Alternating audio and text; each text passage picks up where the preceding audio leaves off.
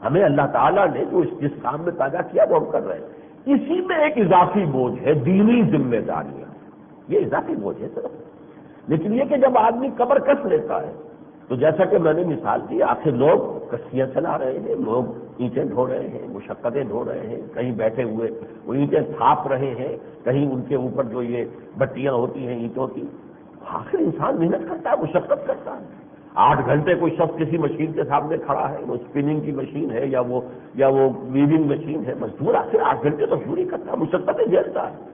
تو مشقت جھیلنا تو اس کو بھی خوب عمدگی سے تعبیر کیا ہے غالب نے کہ رنج سے خوگر ہوا انسان تو مٹ جاتا ہے رنج. مشکلیں اتنی بڑی مجھ پر کہ آسان ہو گئی. یہ اتنی مشکلیں جو ہے انہی میں ایک مشکل جو ہے اس کا اضافہ ہے کہ ہم اپنی دینی ذمہ داریوں کو سمجھیں. اور دینی ذمہ داریوں کے ضمن میں اللہ تعالیٰ کی طرف سے ایک ضمانت ہے بڑی موثق، مؤکد، بڑی پختہ. ہماری مدد قدم قدم پر شامل حال ہوگی. فَسَنُيَسِّرُهُ لِلْيُسْرَىٰ، ہم مشکلات کو آسان کرتے چلے جائیں گے اور سہج سہج تمہیں سب سے بڑا سہج مقام جو جنت ہے اس میں پہنچا دیں گے. تم ہمت تو کرو. وَلَيَنْصُرَنَّ اللَّهُ مَن يَنْصُرُهُ، لازماً اللہ مدد کرے گا ان کی جو اس کی مدد کرتے ہیں. میدان میں تو آؤ، قدم تو بڑھاؤ. اس میں اللہ تعالیٰ کی تائید ہوگی، اس کی تائید اور نصرت ہوگی، اس کی تیسیر ہوگی. وہ آسان کرتا چلا جائے گا. جو پہاڑ جیسے براہی نظر آتے ہیں جب طے کر رہے ہوں گے تمہیں ایسے محسوس ہوگا جیسے کہ میں پھولوں کے اوپر چل رہا ہوں، تمہیں اس کا احساس ہی نہیں ہوگا. اس کی بڑی عمدہ مثالیں سیرتوں میں، صحابہ کی سیرتوں میں موجود ہیں.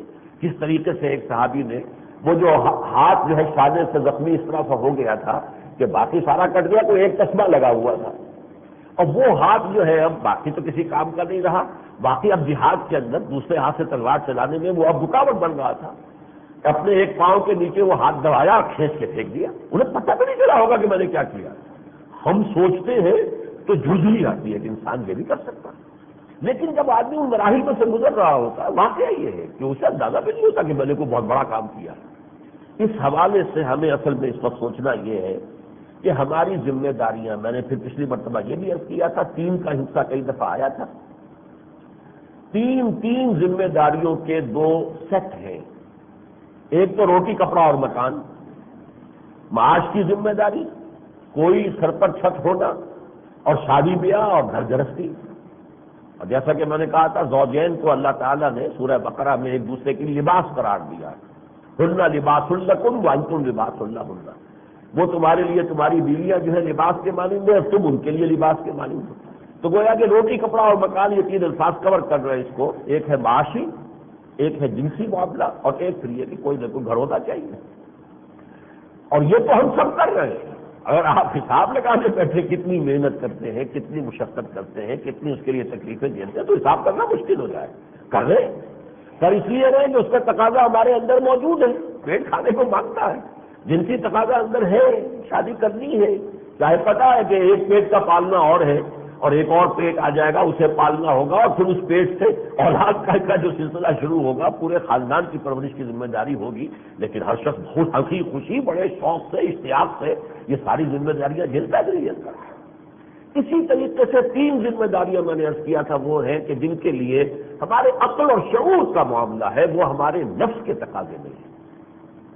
ایک یہ کہ جس ملک میں آپ رہتے ہیں اس ملک کی عزت، اس کی آزادی، اس کو برقرار رکھنا. ظاہر بات ہے ملک والوں کے اندر اگر جذبہ ہوگا اور وہ اس کے لیے کوئی قربانیاں دینے کو تیار ہوں گے، کوئی اپنا پیٹ کاٹ کر کوئی حصہ جو ہے ملک کے لیے وقف کریں گے، اپنے اوقات میں سے کچھ حصہ لگائیں گے، تبھی تو ملک مضبوط ہوگا، ورنہ تو کمزور ہو جائے گا. اسی طرح قوم، عام طور پر تو آج دنیا میں ملک کے ساتھ قوم گڑبڑ کر دی گئی ہے، لیکن ہمارا معاملہ اور ہے. ہماری قومیت جو ہے وہ تو ہے اسلام کے ساتھ، عالمی ملت اسلامیہ. اب ظاہر بات ہے کہ اس کی عزت ہو، سربلندی ہو یا ذلت اور رسوائی ہو، جیسی کہ ہماری آج ہوئی بھی ہے. ضربت علیہم الذلۃ والمسکنۃ وباؤوا بغضب من اللہ. وہ کیوں ہے کہ امت مسلمہ میں اس کی ذمہ داریوں کو ادا کرنے کا، اس کے لیے قربانی دینے کا، محنت کرنے کا، مشقت کرنے کا مادہ نہیں رہا. تیسرا دین. اب دین کی سربلندی بھی اگر ہوتی ہے، وہ جو حالی نے کہا تھا وہ دین جو بڑی شان سے نکلا تھا وطن سے، پردیس میں وہ آج غریب الغربا ہے. تو جب نکلا تھا شان سے تو اس لیے نکلا تھا شان سے کہ اس دین کے نام لیوا تن من دھن ہر چیز اس کے لیے نثار کرنے کو تیار تھے. اور آج اگر وہ غریب الغربا ہے، وہ پاؤں تلے مسئلہ جا رہا ہے، اور امت مسلمہ جو ہے اس کو جوش و جدت سے چاہتا ہے، اب جو کچھ چچنیا میں ہو رہا ہے پوری دنیا دیکھ رہی ہے، اور روس جو ہے بمباری، وہی معاملہ کہ جو امریکہ نے کیا تھا اور نیٹو نے کیا تھا چند سال پہلے یہ گلف وار میں، کہ تہس نہس کر دو بمباری سے، تاکہ دو بدو جنگ کا موقع ہی نہ آئے، مسلمانوں سے دو بدو جنگ میں ہم نہیں جیت سکتے۔ ان کا جو جذبہ جہاد ہے اور ذوق شہادت ہے تو اس کا ہم مقابلہ نہیں کر سکتے، دو بدو جنگ کی نوبت ہی نہ آئے، پہلے ہی وہ ان کا جو ہے برکس نکل جائے۔ یہی ہوا تھا عراق کے ساتھ، ان کو اس طریقے سے برکس نکال دیا گیا تھا کہ پھر کیا لڑتے ہو، ان کی سپلائی لائن منقطع تھی، ان کے پاس پینے کا پانی نہیں تھا، ان کے کچھ بھی نہیں تھا۔ جب موقع آیا وہ اپنی ٹرینچز سے نکل گئے، ہاتھ اٹھا کر کھڑے ہو گئے۔ وہی چاہتے ہیں کہ چیچنیا بھی ہو جائے، اس طریقے سے برکس نکال دیا جائے، پھر وہ آگے بڑھیں گے تاکہ ہمارا جانی نقصان کم سے کم۔ لیکن یہ کہ پوری دنیا دیکھ رہی ہے، ٹک ٹک گیدم دملہ کا شیدم، اور سب سے زیادہ ہمارے لیے ڈوب مرنے کا مقام ہے کہ جو اس کے صدر ہیں چیچنیا کے ارسلان مسخادوف، انہوں نے اپیل کی ہے پوپ سے کہ پوپ ہمیں بچائے، یہ جو تشدد کر رہا ہے روس ہم پر، اس لیے کہ عالم اسلام میں تو کسی کے کان پر جوں نہیں رہی، کسی کا بیان تک نہیں آیا۔ خود ہمارے ہاں سے بھی سوائے قاضی حسین احمد صاحب کے، انہیں اللہ اجر دے کہ انہوں نے بہرحال ایک اخباری اشتہار شائع کیا ہے، باقی تو کسی نے نام بھی نہیں لیا۔ کیا ہو رہا ہے ملک میں؟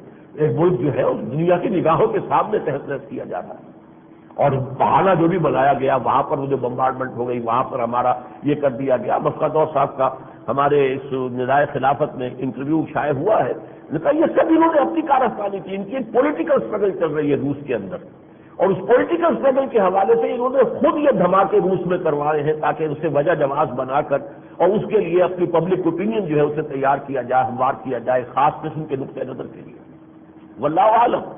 لیکن اگر ہوگا بھی تو چند لوگوں کا معاملہ ہوگا، اس میں پوری قوم کو تہس نہس کر رہے ہیں۔ آپ ٹی وی پر دیکھتے ہوں گے کہ ان کے لاکھوں لوگ جو ہے وہ بے گھر ہوئے ہیں، جا رہے ہیں، سرحدیں بند کی ہوئی ہیں، کئی کئی دن سے 7-7 8-8 دن تو سرحدوں پر کھڑے ہیں، اور وہاں کی سردی، ابھی یہاں تو سردی کا پہلا ہی جھونکا آیا ہے رات کو، لیکن وہاں تو سردی اپنے پورے شباب کو پہنچی ہوئی ہے، کوہ قاف کا علاقہ ہے یہ، کوئی یہاں کا میدانی علاقہ تو نہیں ہے۔ اس حوالے سے یہ ہے ہمارا حال اس وقت۔ کیوں ہے یہ؟ اس لیے کہ ہم پورے دین کے لیے قربانی دینے کو تیار ہے ہی نہیں۔ تو میں نے پھر آخری بات جو پچھلی مرتبہ سے تھی، وقت بہت لگ گیا، وہ یہ تھی کہ ہماری سب سے بڑی خوش قسمتی یہ تھی کہ ہمارے لیے وطن کے تقاضے اور ملت کے تقاضے اور دین کے تقاضے ایک تھے، ایک تیر سے 3 شکار۔ دین کو پختہ کر لو، مضبوط کر لو، وطن بھی مضبوط ہو جائے گا، اس لیے اس وطن کی بنیاد کوئی ہے ہی نہیں سوائے دین کے، اور قومیت کو بھی اور ملت اسلامیہ کو بھی اس سے جو ہے ایک تقویت حاصل ہوگی۔ گویا کہ ہم ایک تیر سے 3 شکار کر سکتے تھے، اور ہم نے اسے اپنی سب سے بڑی بدقسمتی بنا لیا کہ دین ہی کی طرف ہم آگے نہیں بڑھے، تو وطن کے 2 ٹکڑے تو پہلے ہو چکے، اور بھی کئی ٹکڑے ہو جاتے ہیں۔ وہ تو یہ کہ بہرحال ایک فوج جو ہوتی ہے کسی ملک کی، وہ اس کی سالمیت کو برقرار رکھتی ہے، ورنہ سندھو دیش کی تحریک جو چلی تھی 1983 کے اندر، بال برابر فرق رہ گیا تھا، ورنہ یہ کہ پاکستان اس وقت ٹوٹ سکتا تھا۔ 83 کا وہ ہنگامہ یاد کیجیے، بلوچستان میں 2 مرتبہ ہم نے بمبارڈمنٹ کیے، یہ علیحدگی کی جو ہے وہ اسکیمیں تو اور جو تحریکیں ہیں وہ تو چلتی رہی، اور اب بھی عصبیتیں ہیں، لسانی عصبیتیں ہیں، نسلی عصبیتیں ہیں، صوبائی عصبیتیں ہیں، مذہبی جو ہے تشدد پسندی کا رجحان ہے۔ یہ سب کیوں ہو گیا ہے؟ اس لیے ہو گیا کہ سزا ہے ہم پر، ہم نے اپنی بدقسمتی بنا لیا ہے۔ بہرحال آج کا میرا مضمون یہ ہے کہ وہ ہماری دینی ذمہ داریاں کیا ہیں، اسے ذرا کان کھول کر سنیے، سمجھیے، اور یہ کہ دل کے دروازے بھی کھولیے، صرف کان نہیں۔ حسن اتفاق سے ہماری دینی ذمہ داریاں بھی 3 ہیں۔ پہلی ذمہ داری ہے، اس کے لیے الفاظ تو کئی آ سکتے ہیں، لیکن جامع ترین لفظ ہے عبادت، اللہ کی بندگی کرنا۔ پہلا کام یہ میں نہیں کر رہا تو پھر اور کیا تقاضا ہوگا؟ چنانچہ قرآن مجید نے اپنی دعوت کا جو آغاز کیا سورہ بقرہ کے 30 رکوع میں، 2 رکوع جو ہے وہ تمہیدی ہے، اس کے بعد اصل دعوت شروع ہوتی ہے، یا ایھا الناس اتقوا یا ایھا الناس اعبدوا ربکم الذی خلقکم والذین من قبلکم لعلکم تتقون۔ اے لوگوں، اے آدم کی اولاد، اپنے اس رب کی بندگی اختیار کرو، اس کی عبادت کرو جس نے تمہیں بھی پیدا کیا، تم سے پہلے جتنے لوگ دنیا میں گزرے انہیں بھی اسی نے پیدا کیا تھا، تاکہ تم بچ سکو۔ دنیا میں افراط و تفریط کے دھکوں سے بچ جاؤ گے، آخرت میں اللہ کے عذاب سے بچ جاؤ گے۔ تقویٰ کے اصل معنی بچنا ہے۔ بچو گے، دنیا میں بھی گمراہی کے دھکے نہیں کھاؤ گے، سیدھے راستے پر چلو گے، امن ہوگا، چین ہوگا، سکون ہوگا اور قلبی اطمینان ہوگا، اور یہ کہ آخرت میں اللہ تعالیٰ کے عذاب سے بچو گے اور اللہ تعالیٰ کی جنت میں داخل ہو جاؤ گے۔ تو عبادت کا تقاضا ہے، اور اسی لیے میں نے دوسری آیت جو پڑھی تھی اس ضمن میں کہ سورہ ذاریات میں فرمایا وَمَا خَلَقْتُ الْجِنَّ وَالْإِنسَ إِلَّا لِيَعْبُدُونِ، میں نے جنوں اور انسانوں کو پیدا ہی اس لیے کیا کہ میری بندگی کریں، میری عبادت کریں۔ اب یہ کہ اس کا مفہوم کیا ہے؟ عبادت نماز بھی ہے، روزہ بھی ہے، عبادت ہے، زکوٰۃ بھی، حج بھی عبادت ہے، لیکن اصل عبادت وہ تو یہ کہ پوری زندگی میں اللہ کی بندگی، ہر حرکت ہماری اللہ کی مرضی کے مطابق، کہیں اللہ کے کسی حکم کی خلاف ورزی نہ ہو، کسی بھی ہستی یا ادارے کی اطاعت نہ کی جائے جس میں اللہ کی معصیت لازم آتی ہے۔ لا طاعت لمخلوق فی معصیت الخالق، حضور نے فرمایا صلی اللہ علیہ وسلم مخلوق میں سے کسی کی اطاعت نہیں کی جائے گی جس میں خالق کی معصیت آ رہی ہے۔ والد کو حکم دے رہا ہے لیکن اللہ کے حکم کے خلاف ہے، نہیں ماننا اس کا حکم۔ ماں حکم دے رہی ہے، نہیں ماننا اس کا حکم اگر اللہ کے حکم کے خلاف ہے۔ آپ کے حکام حکم دیتے، نہیں ماننا ان کا حکم اگر اللہ کے حکم کے خلاف ہے۔ استاد ہو، پیر ہو، کوئی ہو، آپ کو کوئی حکم دیتا ہے جو اللہ کے حکم کے خلاف ہے، نہیں ماننا اس کا حکم۔ لا طاعت لمخلوق فی معصیت الخالق۔ تو اس میں اگرچہ الفاظ تو اور بھی ہیں، مثلا اسلام کے کیا معنی ہے؟ گردن نہادن، سپر انداختم، یعنی ایک شخص جو ہے فرض کیجیے کسی سے لڑائی ہو رہی تھی، کشاکش تھی، اور ایک شخص نے ہتھیار رکھ دیے، یہ سرنڈر کرنا اسلام کے معنی۔ ہمارے نفس کی اللہ کے ساتھ جنگ ہے، اللہ کچھ اور کہتا ہے، نفس کچھ اور کہتا ہے، نفس الامارۃ بالسوء۔ جب ایک شخص طے کرتا نہیں میں اللہ سے جنگ نہیں کروں گا، میں نے تو اپنی ہتھیار پھینک دیے، میں نے اپنی سپر ڈال دی، سپر انداختن، اپنی سپر نیچے ڈال دینا، سرنڈر کر دینا، یہ اسلام۔ پھر اس سے اگلا لفظ اطاعت، تو سے بنا، تو کے معنی دلی آمادگی، طوعاً و کرہاً۔ اطاعت یہ دلی آمادگی سے اب اللہ کا حکم ماننا ہے، دلی آمادگی، اور اس اطاعت میں اللہ کے ساتھ اللہ کے رسول کی اطاعت بھی شامل ہے، اطیعوا اللہ واطیعوا الرسول۔ پھر اس کے اگلا لفظ ہے تقویٰ، اتنا احساس اندر بیدار ہو جائے کہ اللہ کے حکم کی خلاف ورزی پر طبیعت آمادہ ہی نہ ہو، کہیں اللہ ناراض نہ ہو جائے۔ کوئی بھی قدم اٹھانے سے پہلے انسان یہ سوچے کہ میرا رب اس سے ناراض تو نہیں ہو جائے، یہ تقویٰ ہے۔ پھر چوتھی چیز جو ہے عبادت بندگی، اصل میں دو فارسی کے الفاظ جو ہے جوڑیں گے تو عبادت کا مفہوم پیدا ہوگا۔ بندگی یعنی اطاعت، غلامی، زندگی آمد برائے بندگی، زندگی بے بندگی شرمندگی، یہ صحیح ترجمانی ہے۔ وما خلقت الجن والانس الا لیعبدون، میں نے جنوں اور انسانوں کو پیدا ہی کیا ہے اس عبادت کے لیے۔ شیخ سعدی نے صحیح ترین تعبیر کر دی، زندگی آمد برائے بندگی، زندگی بے بندگی شرمندگی، اور بندگی کے ساتھ پرستش میں محبت ہوتی ہے، کسی کی تعظیم ہوتی ہے، کسی کی عظمت کا نقش گہرا ہوتا ہے قلب پر، کسی کو راضی کرنا ہوتا ہے۔ اللہ کی پرستش اور بندگی دونوں کو جمع کر دے تو یہ عبادت بنے گا۔ امام ابن تیمیہ، حافظ ابن قیم دونوں نے بیان کیا ہے العبادت تجمع اصلین، غایت الذل وغایت الحب معا، دو چیزیں جب جمع ہو جائیں گی، حد درجے میں اللہ کے سامنے اپنے آپ کو بچھا دینا، اے اللہ جو تیرا حکم میں حاضر ہوں، اور حد درجے کی محبت اللہ کے ساتھ، یہ دونوں چیزیں جب جمع ہو جائیں گی عبادت کا تقاضا پورا ہوگا۔ ابھی اس میں ذرا ایک مرحلہ ہے، عبادت کے اعتبار سے ذرا ہم اگر جائزہ لیں گے تو یقیناً اس وقت اس دو قسم کے احکام ہمارے سامنے ہیں۔ ایک احکام وہ جس پر میں عمل کر سکتا ہوں، آپ بھی عمل کر سکتے، نماز پڑھو، ہم پڑھ سکتے، کوئی نہیں روکتا، بھارت میں بھی کوئی نہیں روکتا، امریکہ میں بھی کوئی نہیں روکتا، پڑھو نماز، بناؤ مسجدیں، کون روکتا؟ روزے رکھو، زکات دو، حج کرو، عمرے کرو، کوئی نہیں روکتا۔ شراب مت پیو، کوئی مجبور نہیں کرتا، کہیں بھی کوئی مجبور نہیں کرتا شراب پیو، اور اس طرح کے کام جو ہے وہ تو ہم کر سکتے، اب بھی کر سکتے۔ اسی طریقے سے سود حرام ہے، سود کے درجے میں البتہ یہ ہے کہ ڈائریکٹ جو ہے اس کا لین دین، اس سے تو ہم بچ سکتے ہیں۔ چاہیے کہ ہم نے اگر سودی قرضہ لے کر بڑا کاروبار کیا ہے تو اس کو ہمیں لپیٹنا پڑے، چھوٹا کریں تاکہ نکال کر سودی رقم واپس کریں، دفع کریں اس کو، لیکن یہ دقت تو آ سکتی، کر سکتے ہیں عمل اس پر۔ پردہ ہے، شریعت میں ہے، پردہ ہم کر سکتے ہیں، ٹھیک ہے، نقو بن جائیں گے، لوگ کہیں گے اگلے وقتوں کے ہیں یہ لوگ، انہیں کچھ نہ کہو، یہ دقیانوسی لوگ ہیں، آپ کا برادری میں بائیکاٹ بھی شاید ہو جائے، لیکن کر سکتے ہیں، کوئی مجبور نہیں کرتا آپ کو کہ آپ بے پردگی اختیار کریں۔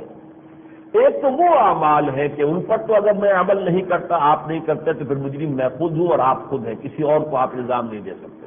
You can't blame anybody else. We have to blame ourselves. البتہ ایک وہ احکام بھی ہے، چور کا ہاتھ کاٹو، وہ ہم نہیں کر سکتے جب تک کہ پورا نظام نہ بدلے۔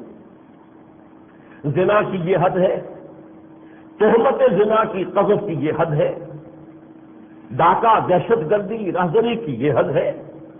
ان کے ایک طرف سے ہاتھ کاٹو، دوسری طرف سے پاؤں کاٹو اور ڈال دو ان کو، وہ صرف تک مرے لوگوں کی نگاہوں کے سامنے، تاکہ پھر یہ دہشت گردی ختم ہو۔ یہ حد تو میں نہیں نافذ کر سکتا، یہ آپ نہیں نافذ کر سکتے جب تک کہ نظام نہ بدلے۔ یہ ایک مسئلہ ہے، اس کے لیے کوئی نہ کوئی کفارہ ہونا چاہیے، وہ میں بعد میں عرض کروں گا۔ لیکن یہ کہ ہماری بندگی نامکمل ہے، جب تک کہ یہ پورا نظام نہیں بدلتا ہماری بندگی مکمل نہیں ہو سکتی، اس لیے کہ شریعت کا ایک حصہ وہ ہے جس پر میں عمل نہیں کر سکتا جب تک کہ پورا نظام نہ بدلے۔ البتہ یہ کہ جس حصے پر میں عمل کر سکتا ہوں، چاہے کوئی دقت آ جائے، مشکل آ جائے، کوئی لوگ ناراض ہو جائے، لیکن کر سکتا ہوں بالفعل، اس پر اگر میں عمل نہیں کر رہا تو پھر میں مجرم ہوں۔ بہرحال پہلی جو ہے سطح ہمارے فرائض کی وہ یہ ہے کہ خود اللہ کے بندے بنو، یہی ہماری غایت تخلیق ہے۔ تمام انبیاء نے آ کر اسی کی دعوت دی، ان اعبدوا اللہ ما لکم من الہ غیرہ، اللہ کی بندگی اختیار کرو، تمہارا کوئی اس کے سوا معبود نہیں۔ یہی قرآن کی دعوت ہے، یہی محمد رسول اللہ کی دعوت ہے۔ اس کا اگلا مرحلہ کیا ہے؟ نمبر 2، اور اس کا تعلق ہے رسالت محمدی سے صلی اللہ علیہ وسلم، اس لیے کہ حضور کو بھیجا گیا تمام نوع انسانی کے لیے۔ ظاہر بات ہے تمام نوع انسانی تک تبلیغ آپ نے خود تو نہیں کی۔ اس زمانے میں اگر مصر اور ایران میں بھی ہوئی تو صحابہ کے ذریعے سے ہوئی نا، جو گئے نکلے وہاں پر اور بات کو پہنچایا۔ ملیشیا انڈونیشیا میں مسلمان تاجروں کے ذریعے سے ہوگی، حضور کے ذریعے سے نہیں ہوئی۔ لیکن اس کو سمجھ لیجئے کہ وہ فرائض رسالت جو محمد رسول اللہ صلی اللہ علیہ وسلم پر پوری نوع انسانی کے ذمن میں ہے، ان کا بوجھ عملاً امت کے کندھے پر ہے۔ رسالت سے ہمارے تعلق کے 2 حصے ہو جائیں گے۔ ایک حصہ تو یہ ہے کہ اللہ کی اطاعت کے ساتھ رسول کی اطاعت۔ اللہ کہتا ہے نماز پڑھو، رسول کہتا ہے ویسے پڑھو جیسے مجھے دیکھتے ہو کہ میں پڑھتا ہوں، صلو کما رہے تو مونی اسلی، اس میں سنت آ گئی۔ حضور نے جس طریقے سے پڑھا اس طریقے سے، یہ نہیں جو اپنے جی میں آیا من میں آیا بیٹھ گئے، کوئی دھیان لگا لیا اللہ کے ساتھ بس ہو گئی نماز، نہیں۔ نماز صلو کما رہے تو مونی اسلی، روزے کے وہ احکام جو میں نے تمہیں بتا دیے، زکوٰۃ کی وہ شرح جو میں نے تمہیں بتا دی، زکوٰۃ کی شرح تو قرآن میں نہیں ہے، نصاب کا کوئی ذکر قرآن میں نہیں ہے۔ یہ تو ایک تو ہے کہ وہ عبادت کے اندر، بندگی کے اندر بھی اطاعت الہی کے ساتھ اطاعت رسول بھی ہے، لیکن دوسرا مسئلہ یہ ہے کہ ہم اس کے امتی ہونے کی حیثیت سے آپ کے ان فرائض رسالت کی ادائیگی پر مامور ہے اللہ کی طرف سے، جو تمام عالم انسانیت کے ذمن میں آپ پر آتے ہیں۔ اس کے لیے میں نے 2 آیات پڑھی آپ سورہ بقرہ میں فرمایا وَكَذَلِكَ جَعَلْنَاكُمْ أُمَّةً وَسَطًا لِتَكُونُوا شُهَدَاءَ عَلَى النَّاسِ وَيَكُونَ الرَّسُولُ عَلَيْكُمْ شَهِيدًا۔ اسی مقصد سے ہم نے تمہیں بنایا ہے ایک امت وسط، درمیانی امت۔ درمیانی کس معنی میں؟ دیکھیے اللہ اور اس کے رسول کے درمیان کون ہے؟ جبرائیل۔ جبرائیل اور صحابہ کے درمیان کون تھے؟ محمد الرسول اللہ۔ اور محمد رسول اللہ اور پوری نوع انسانی کے درمیان کون ہے؟ امت محمد صلی اللہ علیہ وسلم۔ جبرائیل نے اللہ سے لیا، محمد کو پہنچایا صلی اللہ علیہ وسلم۔ محمد نے جبرائیل سے لیا اور صحابہ کو پہنچا دیا۔ اب یہ امت کا کام ہے کہ تمام نوع انسانی تک پہنچاؤ۔ یہ ذمہ داری جو ہے بڑی کٹھن ہے، بہت بھاری ہے، اس لیے کہ ورنہ نوع انسانی ہمارے خلاف استغاثہ کرے گی اللہ کی عدالت میں، اے اللہ ان کے ذمہ تھا تیرا دین ہمیں پہنچانا، انہوں نے نہیں پہنچایا، انہوں نے اپنے عمل سے ہمیں تیرے دین سے برگشتہ کیا، متنفر کیا، ان کو دیکھ کر ہم تیرے دین کی طرف مائل نہیں ہو سکتے تھے، تیرے دین سے متنفر ہوتے تھے۔ یہ لوگ اتنے گھٹیا لوگ، ان کا کردار اتنا پست، ان کا معاشرہ ایسا ہے، یہ لوگ وہ دعوے دار ہیں ہمارے پاس بہترین دین ہے، وہ تو در حقیقت ریپلسیو انداز تھا ان کا۔ جیسے کہ کہا تھا کبھی جارج برنارڈ شاہ نے کہ میں جب قرآن پڑھتا ہوں تو محسوس کرتا ہوں کہ اس سے بہتر کتاب ممکن نہیں، لیکن جب مسلمانوں کو دیکھتا ہوں تو محسوس کرتا ہوں ان سے زیادہ ذلیل قوم کوئی نہیں دنیا میں۔ کرپٹ ترین ممالک اگر ہے تو وہ مسلمان ہے، وہ نائجیریا ہے یا پاکستان، دنیا میں کرپٹ ترین ممالک جو ہے اس کا چہرہ ہے امت مسلمہ کے ساتھ، بدترین کرپشن جو ہے وہ تو ہمارے یہاں ہے۔ جو اپنی قوم کے ساتھ دیانتدار نہیں، کیا کرے گا وہ؟ جو اپنے وطن کا وفادار نہیں، وہ کیا کرے گا؟ اگر ڈیفنس پرچیزز کے اندر بھی رشوتیں لے کر، کک بیکس لے کر کوئی گھٹیا چیز لی جا رہی ہے تو یہ پورے وطن سے غداری ہو رہی کہ نہیں ہو رہی؟ کہ جب عین وقت پر کوئی کریٹ کھولا جائے، معلوم ہو کہ اس میں تو ناقص مال نکل آیا ہے، اور وہ وقت ہو سکتا ہے کہ بالکل کوئی یوں سمجھیے کہ بہت ہی کرٹیکل جنکشن ہو، اس موقع کے اوپر ذرا سے آگے پیچھے ہونے کا مطلب جو ہے وہ فتح اور شکست جو ہے اس کا فیصلہ ہو جائے، لیکن یہ کہ لی گئی رشوت نہیں اور گھٹیا مال جو ہے قبول کر لیا گیا۔ تو یہ چیزیں ذہن میں رکھیے کہ ہمارے ذمے، ہم نے اپنے عمل سے تو دنیا کو اسلام سے متنفر کیا ہے، ہم نے دعوت کہاں دی ہے، لیکن ذمہ داری ہے۔ دوسری آیت میں نے آپ کو سنائی، کنتم خیر امۃ اخرجت للناس، دیکھو مسلمانوں تم وہ بہترین امت ہو جسے لوگوں کے لیے نکالا گیا ہے۔ یہ عجیب بات ہے، بہت اہم ہے۔ دنیا کی ہر قوم اپنے لیے جیتی ہے، اپنے لیے زندہ رہتی ہے، اپنی بہتری، اپنی بلندی، اپنی سربلندی، اور مسلمانوں تمہیں اپنے لیے نہیں، دنیا کے لیے نکالا گیا ہے۔ تمہارا کام ہے دنیا کو بلانا حق کی طرف، دین کی طرف، نیکی کا حکم دینا، بدی سے روکنا۔ اسی کو علامہ اقبال نے کہا ہے، ہم تو جیتے ہیں کہ دنیا میں تیرا نام رہے، کہیں ممکن ہے کہ ساقی نہ رہے جام رہے۔ جام کو تو ساقی جو ہے وہی لے کے گردش میں لاتا ہے نا، اس کو دیا، اس کو دیا، اس کو دیا۔ تو امت مسلمہ تو ساقی ہے، جام قرآن ہے، قرآن کو پہنچانا ہے ایک ایک قوم تک، ایک ایک کونے تک پوری نوع انسانی کے۔ یہ کس کا کام ہے؟ کنتم خیر امۃ اخرجت للناس تأمرون بالمعروف وتنہون عن المنکر وتؤمنون باللہ۔ تمہارا تو کام ہے نیکی کی دعوت، نیکی کا حکم دینا، بدی سے روکنا، منع کرنا، اور اللہ پر ایمان پختہ رکھنا۔ یہ ہے ہماری دوسری ذمہ داری۔ اب اس کے لیے بھی الفاظ تو ویسے تو بہت سے ہیں، مثلا تبلیغ قرآن کا لفظ ہے، یا ایھا الرسول بلغ ما انزل الیک من ربک ابلغکم رسالات ربی، کتنے ہی رسولوں کا ذکر آیا قرآن میں۔ لیکن تبلیغ کے کیا معنی ہے؟ انگریزی میں اس کی تعریف کو ریچ آؤٹ، آپ لوگوں کی طرف ان کے پاس جائیں گے کہ انہیں پیغام پہنچائیں۔ ابلاغ اور تبلیغ سے کہتے ہیں، آپ کو پہنچانا ہے، مجھے آپ کے پاس جانا ہوگا، آپ کے دروازے پر دستک دینی ہوگی، آپ سے وقت لے کر ملنا ہوگا، آپ کو جانا پڑے گا۔ یہ ہے باہر نکل کر to reach out to the people, to convey them the message of اللہ سبحانہ و تعالیٰ، یہ تبلیغ ہے۔ ایک لفظ دعوت ہے، دعوت کیا ہے؟ اس کو کھینچ کر اللہ کے راستے میں لے آؤ۔ یہ تبلیغ اور دعوت ایک ہی عمل کے دو حصے ہیں۔ آپ نے کسی کو تبلیغ کی اور پھر اسے اللہ کے راستے کی طرف کھینچ لائے۔ ادعو الی سبیل ربک بالحکمۃ والموعظۃ الحسنہ، بلاؤ اپنے رب کے راستے کی طرف۔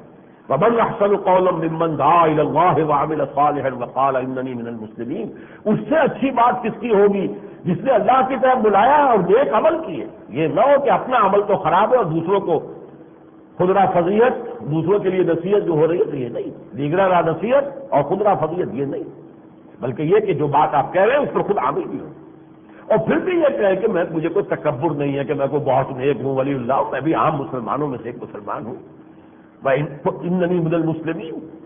یہ دوسرا کام ہے کہ جو ہم میں سے ہر شخص پر ہے۔ اب ظاہر بات ہے لوگ کہتے ہیں صاحب یہ تو پوری امت کا کام ہے، ٹھیک ہے، پوری امت اگر سو گئی ہو تو کیا کریں گے؟ میں بھی نہ کروں، آپ بھی نہ کریں، کون کرے گا؟ کوئی نہیں کرے گا۔ تو پوری امت پر عذاب جو آیا ہوا ہے، جو یہودیوں کا ذکر قرآن میں ہے، آج وہ عذاب مسلمانوں پر ہے۔ ضربت علیہم الذلۃ والمسکنۃ وباؤوا بغضب من اللہ، ان پر ذلت اور ان پر مسکنت یہ تھوپ دی گئی، ہیٹ اپون دیم، ان کے اوپر ڈھیر لگا دیے گئے ذلت کے اور مسکنت کے، کم ہمتی، بزدلی، جو کچھ ہو رہا ہے دنیا میں آج۔ اب کشمیر میں بھی ہم کھل کر نہیں کہہ سکتے، بھارت سے الٹیمیٹم نہیں دے سکتے، ذلت نہیں ہے۔ ہم کہتے ہیں کہ ہماری جو ہے شہرت ہے، وہ شہرت کے اوپر قابض ہے، اور ہم الٹیمیٹم نہیں دے سکتے، ہندوس ہاتھ اٹھاؤ ورنہ ہم آ رہے ہیں میدان میں، یا تختیہ تختہ نہیں ہے۔ لوگ بیچارے جا رہے ہیں، جانے دے رہے ہیں، اس سے کیا بنتا ہے بھارت کا؟ آج بھارت کے پاس آدمی مروانے کے لیے بہت کافی موجود ہے، کیونکہ ان کی آبادی کم نہیں ہے، لیکن یہ کہ جو کشمیریوں پر ظلم ہو رہا ہے، کشمیری مارے جا رہے ہیں، پھر ہمارے مجاہدین جا کر اپنی جانیں دے رہے ہیں، بجائے اس کے کہ وہ جانے لگتی یہاں پر اس ملک کے اندر اسلامی نظام قائم کرنے کے لیے، بجائے اس کے وہاں جا کر وہ جانے دے رہے ہیں۔ لیکن یہ کہ میں اس وقت ذلت کی بات کر رہا ہوں، ذلت نہیں تو کیا ہے، چچنیا میں جو ہو رہا ہے ہم دیکھ رہے ہیں، کچھ نہیں کر سکتے۔ ذلت اور مسکنت کس بلا کا نام ہے؟ اور ممالک میں جو کچھ صومالیہ میں ہو گیا تھا اور ہر جگہ ہو جاتا ہے جہاں چاہے کر لیں۔ اس اعتبار سے آج ذلت اور مسکنت ہم پر ہے، یہودیوں پر کہاں ہے؟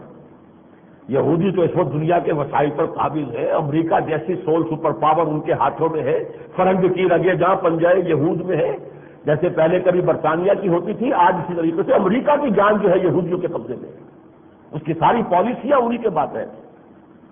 تو معلوم ہوا کہ پہلا فرض، اب اگر پوری امت سوئی ہوئی ہے تو قرآن نے اس کے لیے بھی من امت یدعون الی الخیر ویامرون بالمعروف وینہون عن المنکر، ایسا وقت آ جائے پوری امت سو جائے تو کچھ لوگ تو بیدار ہوں، تو جو جاگے وہ دوسروں کو جگائے، مل جل کر ایک چھوٹی امت بنائے بڑی امت میں۔ بڑی امت تو یہ ہے 1.5 ارب ہے مسلمان دنیا میں اس وقت، ہر 5واں یا چوتھا جو ہے انسان فرد نوع بشر وہ مسلمان ہے، لیکن امت تو سوئی ہوئی ہے، امت وہ کام نہیں کر رہی۔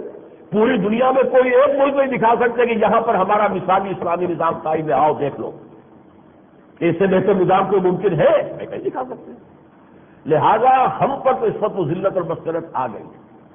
اس حوالے سے اب یہ ہے کہ جو جاگ جائے وہ لوگوں کو جگائے اور اس بڑی امت میں چھوٹی امت بن کر وہی کام شروع کر دیں۔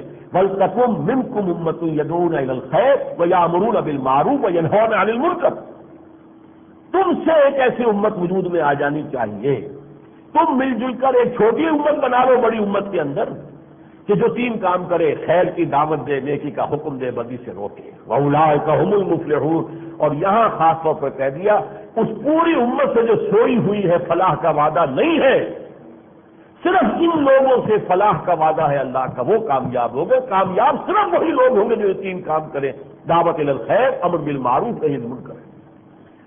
یہ دوسری ذمہ داری ہے میری اللہ کی۔ اب آئیے تیسری پر کنر کیا تھا، 3 ہی ذمہ داریاں، 3 ہی لیول ہیں، ان کے لیے 3 ہی چیزیں ہیں لوازم، وہ میں اگلے جمعے میں بیان کروں گا، وہ 3 کا جو ہے اس کی تکرار ہوگی انشاءاللہ۔ لیکن یہاں پر وہ تیسری چیز کیا ہے؟ یہ جو دین ہے اسلام، اسے قائم کرو، یہ قرآن جو تمہیں دیا گیا اس کے نظام کو قائم کرو۔ نظام باطل، ظالمانہ نظام، استبدادی نظام، استحصالی نظام جس میں عدل اور قسط نہیں ہے، اس کے خود کو بے خودن سے اکھاڑو اور اللہ کا دین نافذ کرو، اللہ کا نظام کا قائم کرو، قرآن کو قائم کرو۔ اگر یہ نہیں کرتے ہو تو تمہاری جو ہے در حقیقت تمہاری عبادت بھی قبول نہیں۔ دیکھیے یہاں وہ بات سامنے آ جائے گی۔ میں اب آپ کو ایک تکون کی مثال دے رہا ہوں۔ تکون میں بیس ہے، قاعدہ ہے، اس کے 2 سرے ہوتے ہیں۔ ایک کو سمجھیے لا الہ الا اللہ، دوسرا سمجھیے محمد الرسول اللہ۔ لا الہ الا اللہ کا تقاضا کیا؟ بندگی رب، وما خلقت الجن والانس الا لیعبدون، اللہ اور اس کے رسول کی اطاعت، تقوی، عبادت، یہ ہے لا الہ الا اللہ کا تقاضا۔ محمد رسول اللہ کا تقاضا کیا ہے؟ وہ میں نے کیا، تبلیغ، دعوت، امر بالمعروف، نہی عن المنکر، شہادت علی الناس، لوگوں کے اوپر ایک حجت قائم کر دینا کہ لوگ یہ نہ کہہ سکیں کہ اے اللہ ہمیں تو کسی نے دین پہنچایا ہی نہیں، تیرا پیغام ہم تک تو آیا ہی نہیں۔ تو پھر مجرم کون ہوگا؟ جس کے ذمہ تھا پہنچانا اور اس نے نہیں پہنچایا، وہ پکڑا جائے گا۔ لیکن اب جیسے کہ یہ دونوں سرے جو ہوتے ہیں ان سے اب وہ ٹرائنگل اوپر چلتی ہے،